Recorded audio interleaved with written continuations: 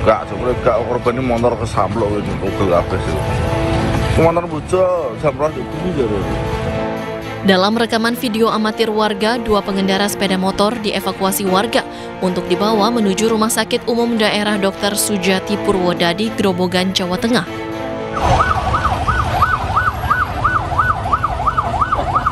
Kecelakaan beruntun antara sebuah truk dan 2 sepeda motor yang menghantam truk mogok di tengah jalan ini terjadi pada Rabu pagi di Jalan Grobogan Blora, Desa Mayahan, Kecamatan Tawang Harjo, Grobogan, Jawa Tengah.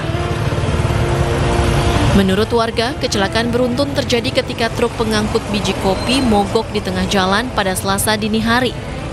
Hingga Rabu pagi, truk belum bisa dievakuasi dan masih menutup separuh ruas jalan. Karena minimnya penerangan di lokasi, membuat pengemudi truk pengangkut paket yang melaju dari arah barat menuju Jawa Timur tidak menyadari keberadaan truk mogok hingga menghantam bagian belakang truk yang mogok. Truk pengangkut paket kemudian hilang kendali dan menabrak sepeda motor yang datang dari arah berlawanan. Truk yang patah itu trouble dari semalam. Sekitar subuh itu ada truk Jember lewat, mungkin nggak ada rambu-rambu, goyanganan kesenggol truknya yang rusak. Terus dari belakang ada sepeda motor Mio ikut kesenggol goyanganan. Akibat kecelakaan, 1 pengendara motor meninggal dunia, sementara seorang pengendara motor lainnya mengalami patah tulang. Proses evakuasi truk dari lokasi kejadian sempat mengalami kendala karena muatan terlalu berat sehingga sulit untuk dipindahkan. Akibatnya arus lalu lintas dari arah Jawa Timur menuju Grobogan, Jawa Tengah dan sebaliknya mengalami kemacetan panjang. Dari Grobogan, Jawa Tengah, Rustama Nusantara, iNews melaporkan.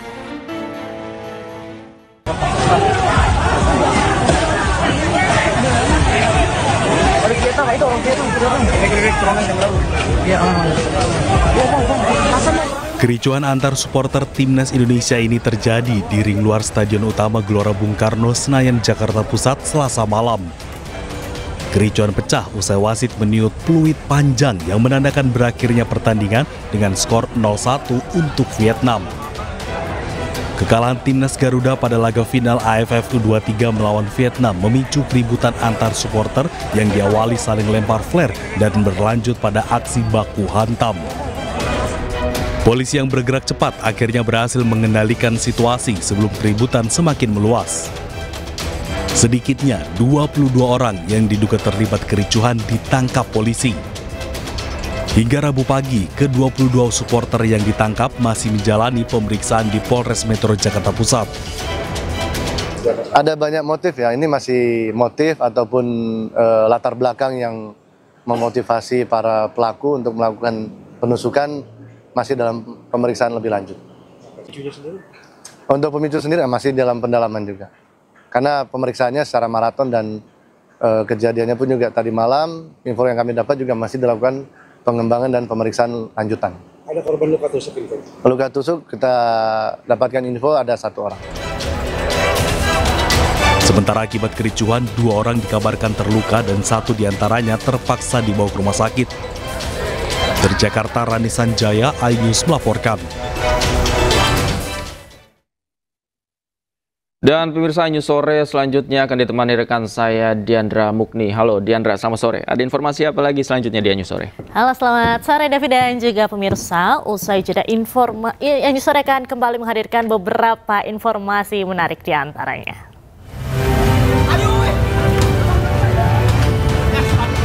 3 unit mobil hangus terbakar saat terparkir di halaman masjid di Cirebon, Jawa Barat.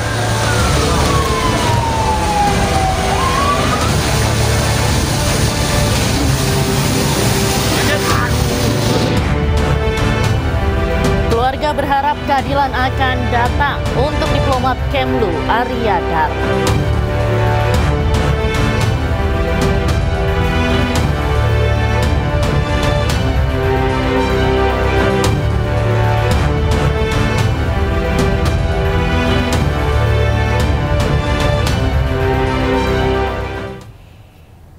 Pemirsa Pemirsa, 3 unit mobil hangus terbakar saat terparkir di halaman masjid di Cirebon, Jawa Barat.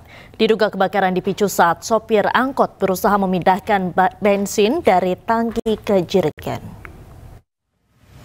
Ayo,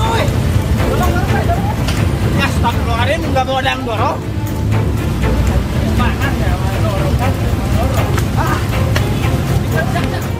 Kobaran api membumbung tinggi disertai suara ledakan kaca yang membuat warga sekitar panik. Api dengan cepat membakar 3 kendaraan, yaitu 1 angkot dan 2 mobil pribadi di halaman masjid di Cirebon, Jawa Barat. Diduga api berasal dari mobil angkot yang terbakar lebih dahulu. Percikan api berasal dari aktivitas sopir angkot yang sedang memindahkan bahan bakar minyak dari tangki mobil ke jerigen. Setelah insiden terjadi, sopir angkot diduga melarikan diri. Awal mulanya itu masih penyelidikan, mungkin juga api itu berasal dari percikan di mesin mobil angkot. Oh, berarti titik awal dari angkot ya? Dari angkot. Tadi sempat terjadi ledakan, Pak Taufik. Jadi pecahan, dari pecahan itu timbulan percikan, ada suara ledakan dari kaca-kaca. Kejadiannya berapa, Pak? Kejadian jam 12.30 WIB. Untuk korban sendiri kan ada atau gimana? Korban sementara masih dicari karena itu supir angkot. Tidak ada korban jiwa dalam peristiwa kebakaran ini, namun kerugian material ditaksir mencapai ratusan juta rupiah. Dari Cirebon, Jawa Barat, Miftahuddin, iNews melaporkan. Pemirsa, kelangkaan bahan bakar minyak di Jember, Jawa Timur berdampak besar bagi warganya. Di sebuah SPBU, 2 warga saling serang akibat saling serobot antrean. Sementara itu, kelangkaan BBM akibat ditutupnya jalur utama Jember Banyuwangi meluas hingga ke Lumajang.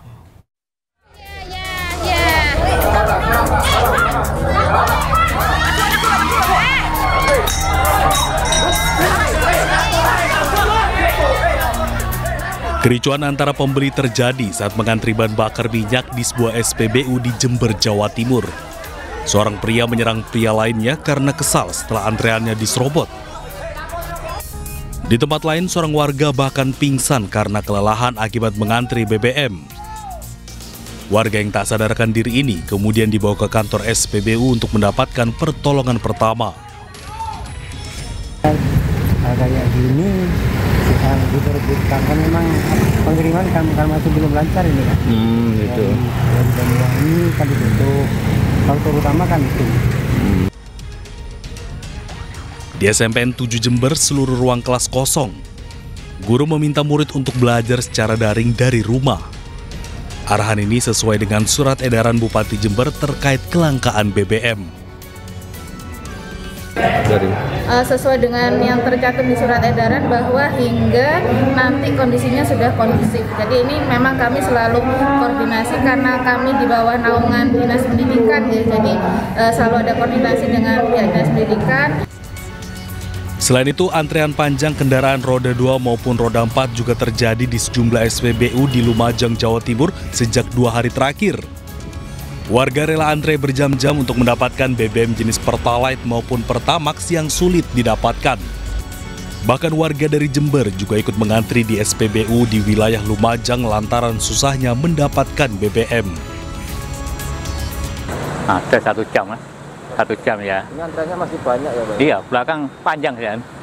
Tapi berangkat jam berapa, Pak? Aduh, lihat jam dari sekitar jam berapa ya? Jam 8-an tadi di dalam. Sampai sekarang belum ya, Pak? Belum. Kelangkaan BBM yang terjadi di Lumajang dan Jember ini terjadi imbas ditutupnya jalur Jember Banyuwangi sehingga mengakibatkan keterlambatan distribusi. Tim Liputan iNews melaporkan.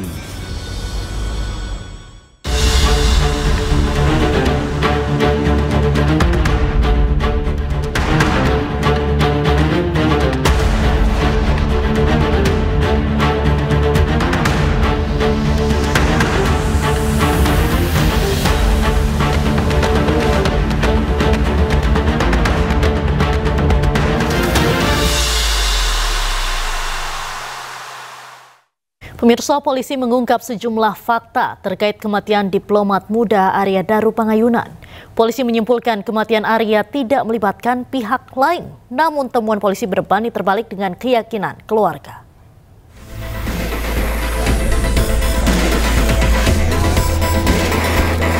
Polda Metro Jaya telah merilis hasil otopsi jenazah diplomat muda Arya Daru Pangayunan. Dari hasil otopsi dan gelar perkara, polisi menyimpulkan kematian Arya tidak melibatkan pihak lain. Sejumlah fakta penting diungkap polisi dari hasil otopsi jenazah Arya Daru Pangayunan.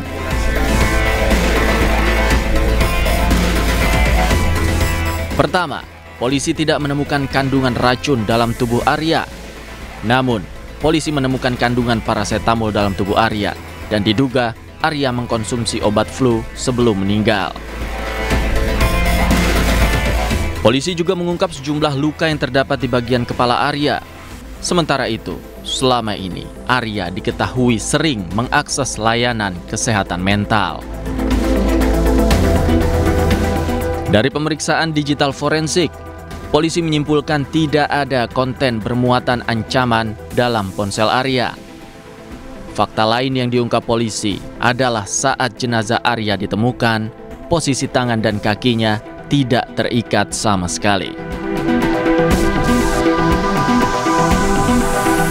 Selain itu, polisi juga mengatakan akses masuk ke dalam kamar Arya hanya melalui pintu dan jendela, tidak ada akses masuk lainnya. Sehingga polisi menyimpulkan tidak ada keterlibatan pihak lain dalam kematian Arya Daru Pangayunan. Meski kesimpulan ini diungkap polisi dari hasil pemeriksaan mendalam, namun motif Arya mengakhiri hidupnya sendiri tidak diungkapkan. Sementara sejumlah kejanggalan juga menjadi sorotan, apalagi sejumlah fakta yang dijabarkan polisi berbanding terbalik dengan sosok Arya yang selama ini dikenal keluarga sebagai pribadi yang baik dan jauh dari masalah. Tim Liputan iNews melaporkan. Pemirsa, pasca polisi mengumumkan hasil penyelidikan kasus meninggalnya Arya Daru Pangayunan, pihak keluarga tidak membantah hasil penyelidikan kepolisian. Namun keluarga percaya bahwa kebenaran akan terungkap dengan terang dan membawa keadilan serta ketenangan bagi Daru, juga bagi yang ditinggalkan. Kalau tadi kita menyimak apa yang disampaikan oleh beliau-beliau dari pihak yang berwajib, sampai saat ini kan memang penyelidikan masih berlangsung gitu. Penyelidikan masih berlangsung, dan ini kan kesimpulan yang disampaikan itu juga masih dalam proses pendalaman juga oleh beliau-beliau dari kepolisian. Kami percaya bahwa kita semua bagian dari masyarakat ini percaya bahwa keadilan adalah milik bersama, ya. Jadi pada waktunya nanti kami juga percaya kebenaran akan terungkap dengan terang dan membawa keadilan dan ketenangan bagi Daru, juga bagi yang ditinggalkan.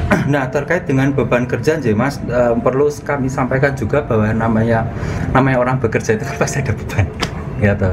Dan kan pasti ada juga berbagai macam halnya. Hanya saja sepemahaman dan sepengamatan kami terhadap Daru itu sampai sejauh ini tidak pernah menceritakan beban-beban berat yang ada, kurang lebih seperti itu.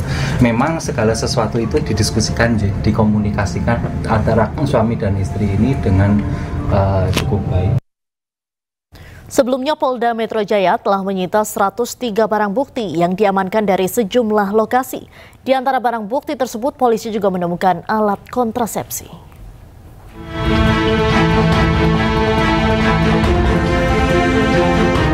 Polda Metro Jaya melakukan penyitaan terhadap 103 barang bukti dalam mengungkap penyebab kematian diplomat muda Kementerian Luar Negeri Arya Daru Pangayunan.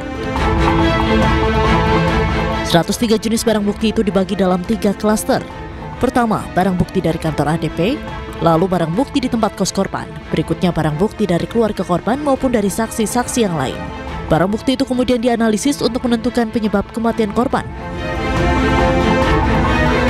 Di antara 103 barang bukti tersebut, polisi menemukan alat kontrasepsi di 2 tempat berbeda. Satu ditemukan di lantai 12 Kementerian Luar Negeri dan satu ditemukan dibuang dalam satu plastik bening bersama dengan beberapa sampah sisa makanan. Barang bukti berupa alat kontrasepsi itu memang ada. Jadi itu ada di 2 tempat, baik itu di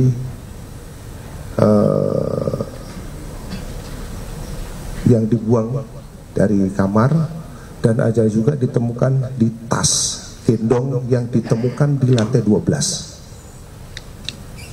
Kalau untuk apanya kami kurang tahu, Mas. Berdasarkan dari hasil otopsi dan gelar perkara, polisi pun menyimpulkan kematian Arya tidak melibatkan pihak lain. Dari Jakarta, tim liputan iNews melaporkan.